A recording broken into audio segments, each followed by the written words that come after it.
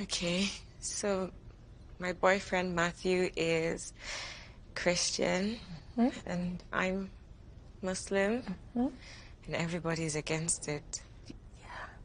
And do you know why?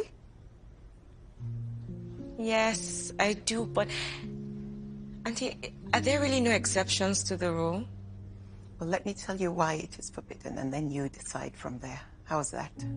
First of all, Allah has forbidden that a Muslim woman marries a Christian man for several reasons. However, a Muslim man can marry a Christian woman or a Jewish woman. Now, why does he prohibit it? You have rights as a Muslim woman when you marry a Muslim man. You each have rights over each other. And if your husband does not fulfill his obligations to you, you have the right to go to court and complain about the fact that your husband isn't fulfilling his obligations to you.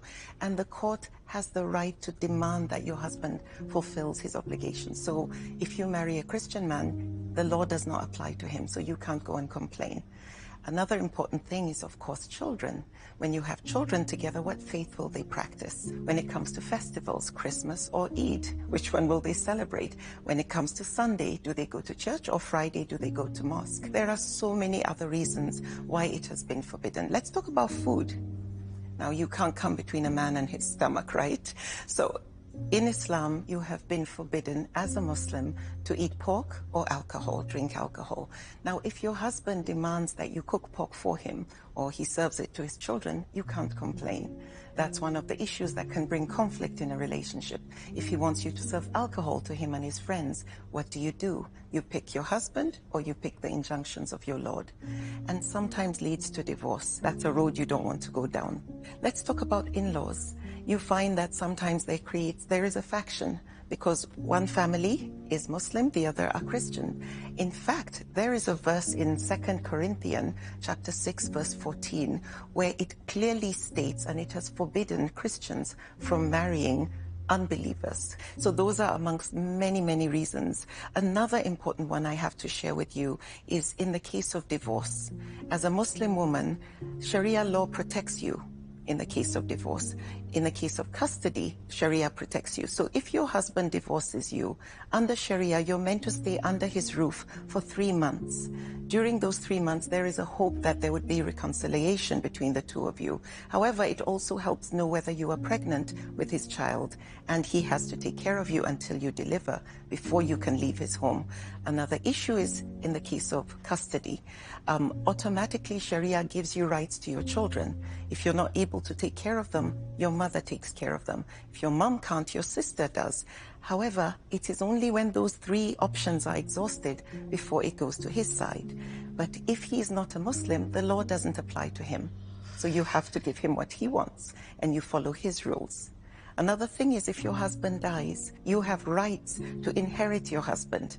However, if you marry a Christian, the family can say everything goes to his family, and you can't defend yourself because the law doesn't apply in this situation. So there are so many reasons why it is forbidden. And you have to understand that whether you marry a Muslim man or a Christian man, the man is the head of the home and he sets the rules. And you as the wife have to follow the leader. Yeah, I know. It's difficult. And right now, you're both going through this euphoric state of love is in the air and you think everything is perfect. But trust me, when the dust settles and that euphoric state, your eyes get cleared, conflict starts to happen. And sometimes you find couples start moving the goalpost. Maybe at this stage, he tells you, no, it's not a problem. The kids can be Muslim. They can go to mosque. They can go for Eid and so on. But once pressures begin in a relationship and interference by in-laws, sometimes at that point is when you find you don't have a voice. Excuse my dear, I know it's overwhelming. I know it's a lot. But there's always a logic behind the injunctions that Allah has put down. And it's so important you always get Allah's stamp of approval when you get married. You want your marriage to be blessed from the beginning.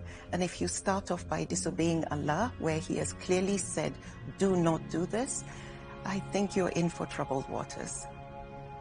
Is it okay for me to interact with you a little more about this? Can I call you? Can I come see Absolutely, you? my darling. I'm here for you. This is what I do.